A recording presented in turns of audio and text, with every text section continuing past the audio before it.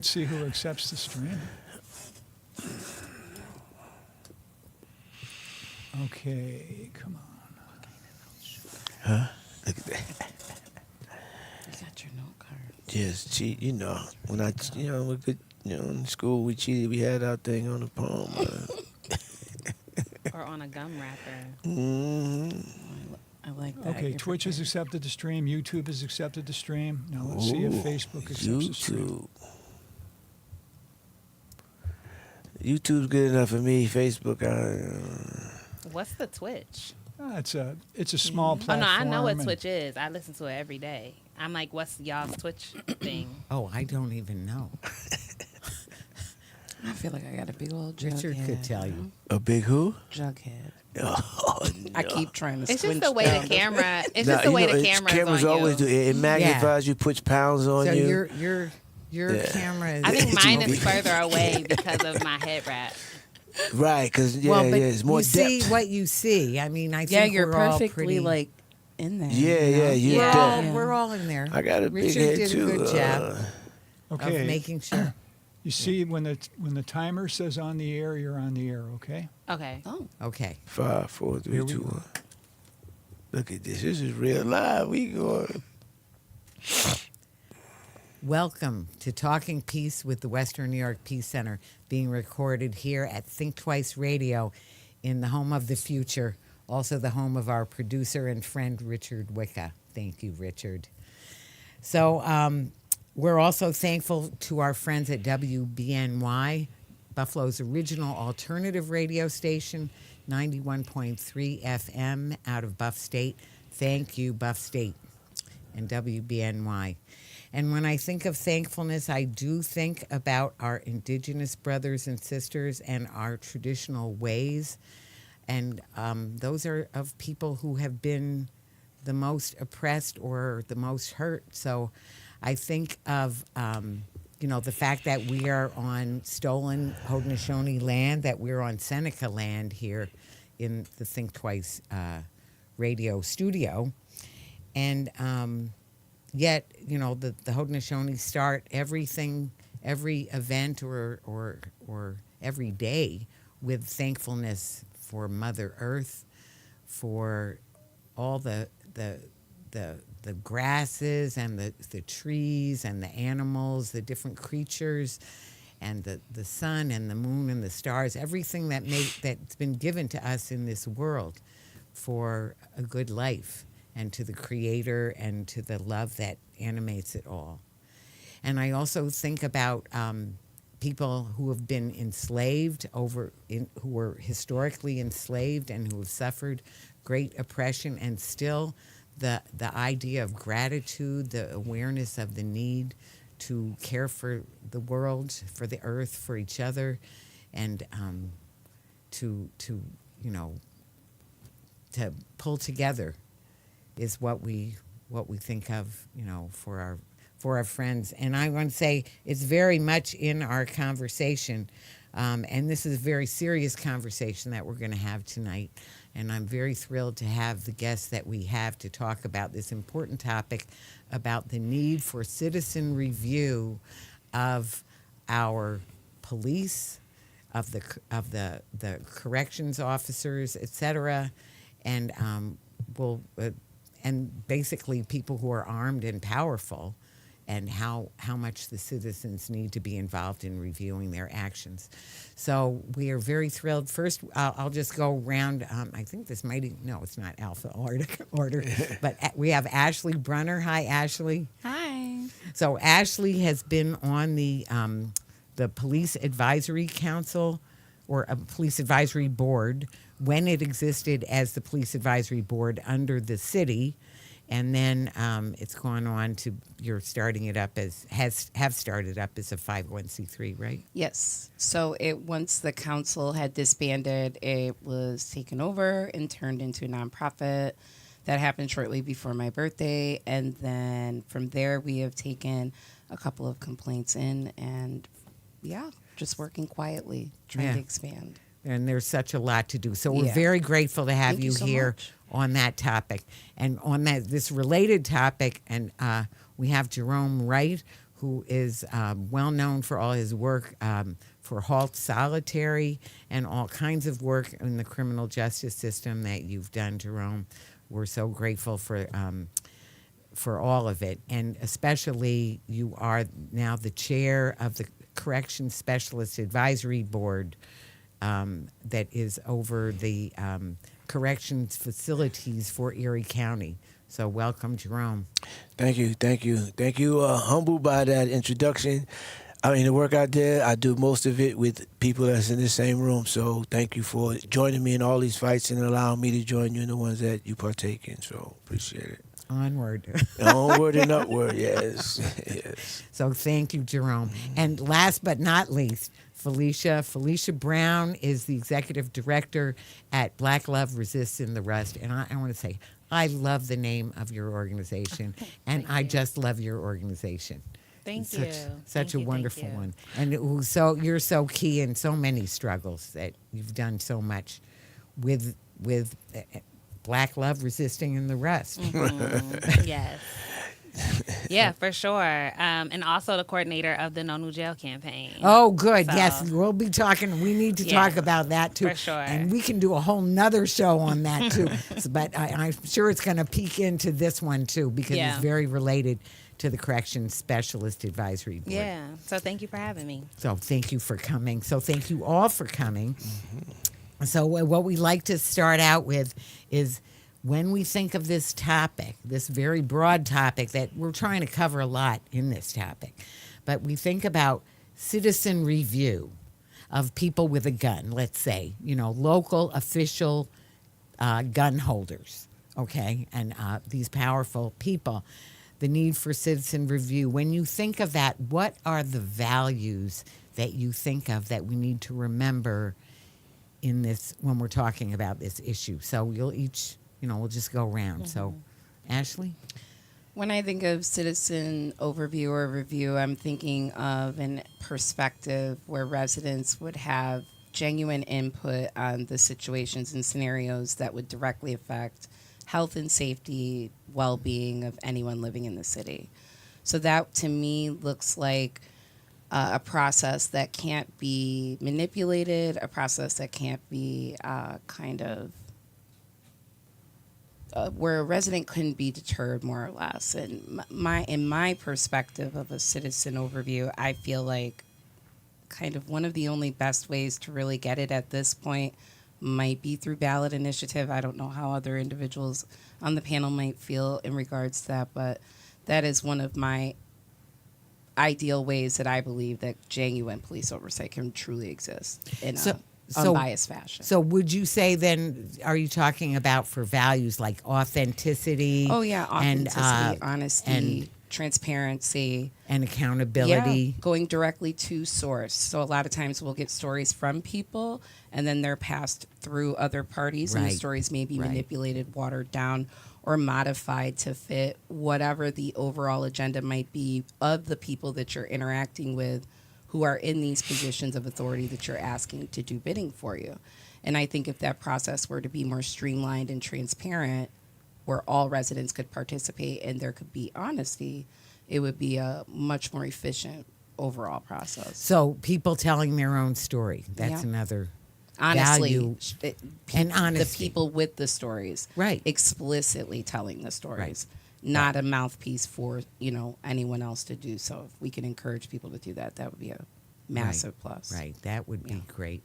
And Jerome, what do you think of as some values? Well, first of all, I think that it should be an inherent right of any citizen to participate in this process because, one, taxpayers pay their salary. So effectively, they work for us. I don't care what capacity or how big their guns are, they're still supposed to work to protect and serve the communities that they live in and work in. So I should, as a citizen who pays part of their rent, their salary, and who has a stake in what happens in my community and in the jails and everything else, I should have the right to be able to independently investigate some of the things that's going on there. Whenever you ask people to police themselves, In my own home, I don't do that. You tell the kids, you don't leave the kids alone by themselves and say, well, you guys police yourself and know what. No, there's got to be structure. There's got to be oversight. I don't care what you in. I don't care if it's law enforcement, business, whatever. If you don't have a body of people who have an vested interest and diverse experiences involved, you're only going to get one side of the coin, and that's what we get too often. As a quick aside, let me tell you something. If they weren't doing anything wrong, you don't worry about being oversighted. Because you know what happens when you're not doing nothing wrong and people watch you, after a while they know you're not doing wrong, they start watching you less.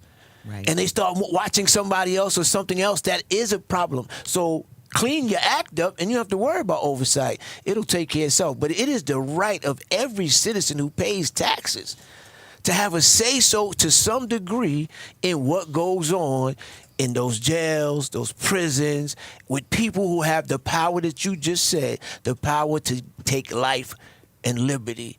There should be oversight and accountability and transparency. Right. And also I heard you say participation. Yes. So that's another thing, the citizen participation. So those are, there are a lot of values in there. And But I would say that, like she referenced, it should be done in a way that people don't feel intimidated, that now they may Right. get parking tickets or harassed, or they feel that they may be besmirched in any way that they don't want to just because of their involvement in that. Again, because if you're doing nothing wrong. See, the problem for me is that everybody in every industry, there's wrongdoers. And rather than weeding them out, we allow the other people to become spoiled by them and complicit in it. And if you have oversight, you can weed them out. Without oversight, you're not weeding them out. right. So that value of oversight and that importance of accountability and authenticity and process. So, and I heard Last you thing say I just want to say to her, but Ed- about her, no, let me say this. Black Love Ed- Resisting Arrest, I love the name, but their nickname is even more infectious. Blur. Blur. Well, blur is good all round. So Phylicia, what would you say for some values? Yeah, I think for this? me, one of the most important things about any kind of citizen oversight of anything is that it's people centered, right? And it's people first. And it really is about our communities and us, the ones who are impacted by these issues, right? And I think for me, it is about truth-telling and accountability. Oftentimes when we see these kinds of boards get disbanded, right, which is what we saw with the police advisory Right, board, or the powers that be decide they're not going to show up to the meetings anymore, which is what we see with the Erie County Specialist Advisory Board. We essentially are saying those folks are essentially saying we don't care about the people, right? We care about these folks who are doing this work, right? We care about the police. We care about the sheriff's deputies, but we do not care about our actual constituents and our actual people. And so I think those are the two most important things. And then I think another something that's very important to me is that these boards have teeth. Right? Because Right. citizen oversight without any teeth to do anything about the complaints that you're receiving, Right. about anything that's happening, about these deaths in the jails, then what's the point? We're just having another meeting, right? And so if there is no teeth to a citizen oversight board, then it's kind of pointless, to be honest. Yes. Right. So you said people-centered and that truth-telling and accountability and having some teeth. And I want to say one thing that I heard, it was implicit really in everything, in what each of you said, is the different perspectives. So, and especially the people who are on the receiving end of this.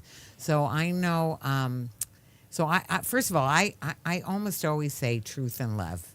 Truth and love because, well, truth has already come up numerous times, the true story of what happened. And so the true story is not always getting told.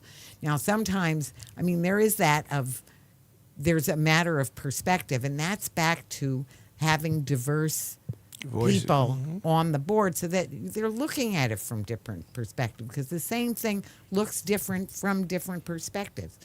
The other thing, as far as love, obviously, is caring, and caring about the people. Now, I will say, before we start getting into the history, because I had just written something about the need for a police advisory board, especially after reading one letter to the editor in the Buffalo News that said nobody wants a police advisory board, and this is why, because we don't really need one and all of that. And I was like, well, you may not think we need one, but there are a lot of people who feel very strongly that we do need one. So that is the key thing about the diverse perspective. So from the police perspective, no, they don't think we need one, because it's back to does the Fox feel that they need oversight over the hen house? No, they do not. They'll feel that, and yet I want to say, with a really good functioning citizen advisory board, everyone will win. Because the people who are working with people who are doing the wrong thing at times, or some of them, their colleagues may not, they may know or they may not even know what their other people are doing. So it is to the benefit of everyone that things are checked, and that truth comes out, and that we do have ways of dealing with problems when they come up. So let us go into delve into the history of, in these advisory boards, what happened. You gave a brief overview, and you can go into it a little more, and then about. So let's talk about sort of what happened, what were the efforts, where did things get off the rail?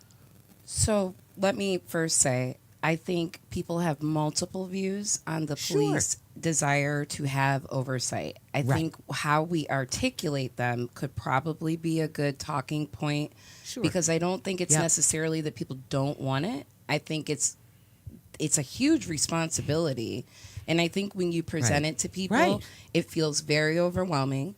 I think they don't necessarily know where to start. And I think from there, it almost feels like, well, is that a responsibility that we could handle? And I think because we don't open those lines of communication, having residents at meetings often, communicating openly with council members without any type of stop, it kind of prevents that bridge, right? So we're relying on other entities like nonprofits, like kind of how we are, to try to bridge those gaps.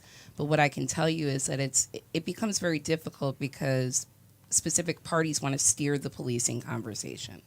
So a lot of times when it explicitly, just from the history of the Police Advisory Board, it was council initiated. It came as an outcry of a need. The council did initiate that. They had members repeatedly coming onto the board, coming off of the board, but upon initiating the board, they never had bylaws. This was unbeknownst to me by the time that I actually got on the board, which was in the fall of 2021. Now, when I was on the board at that time, with myself and a couple of other individuals, completed the board and made it full for the first time in about 2 years.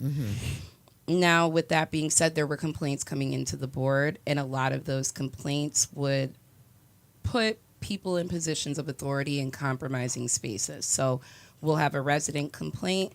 The resident will complain about the police interaction, but then there are higher-ups who we know that are either in City Hall or in council spaces that are friends with the officers who are disrespecting the resident. So therefore, when the complaint would come into the board, there were specific people on the board who would almost act like a filibuster in an effort to stop us from going forward with pursuing a complaint. Because if we pursued a specific complaint and said we did find legitimacy to that, could we essentially punish an officer? Absolutely not. Can we provide a recommendation? That's the strongest thing we could do. And that's certainly what we would do as an extension of the council at the time. What ended up ultimately happening was that the complaint was never, ever resolved for the resident. The resident became angry, sought assistance back from the Police Advisory Board. That triggered a series of conversations and a meeting with David Rivera. David Rivera turned around after our private meeting, went back to council, and advised all members how to vote. I only know that this instance took place because I had a private conversation with my council member because it was his district in which the complaint came. Explicitly, the complaint came 2.5 blocks from where Brian Bowman lived. So it just seemed unreasonable that we could not have reached a middle ground. And it wasn't until Councilman Bowman advised me, he was just told to vote a specific way for the disbanding of the board. Because at that point, the way we had infighting over the complaint should be answered, well, we should have a group discussion regarding the complaint. It shouldn't be just one party pushing out the complaint. We're all consenting adults here. If the complaint comes to the board and we've all been appointed to the board, then it is essentially a group decision about what we should decide to say in return. Well, why Right. would this person stop responding to the meetings or not be a part of what we're trying to do complaint-wise? And that's essentially what David said was the, quote, infighting. And so he, along with the other council members, unanimously voted to disband. And within a short amount of time, it wasn't even 2 weeks later, he had reappointed individuals who, might I add, we've had a abundance of police shootings since this issue with the board being disbanded in 2022. And there are mental health professionals that are on the new council appointed board. I don't necessarily see the impact of putting the professionals on the board when you remove the private citizens who applied on the board, who had personalized experiences, who brought a variety of different tools and characteristics to the arena that could essentially help us resolve some of these things. It just seemed like it was another place card and placeholder for us to not really get effective change. Outside of that, the board, myself and the other parties that wanted to proceed forward, had decided to try to turn the Buffalo Police Advisory Board into a 501(c)(3), filed, filed to do so, and then through that process, we started a ballot initiative. And at the time, we had another board member who had spearheaded this. Through the ballot initiative, we did have one meeting. It was at the Merriweather Library. We did try to get everybody on board, printed hundreds of petitions, got the packets together over time, and it took not even 30 days. I got phone calls about why people couldn't knock doors. I got responses on why people felt like it was ruffling the feathers of their peers. I got told that people simply were not just going to do it, they were going to return the packets to me and wished me luck. So what I would say in the perspective, in the grand scheme of things when it comes to oversight and really kind of like how the Police Advisory Board nonprofit perspective plays into role now, I would say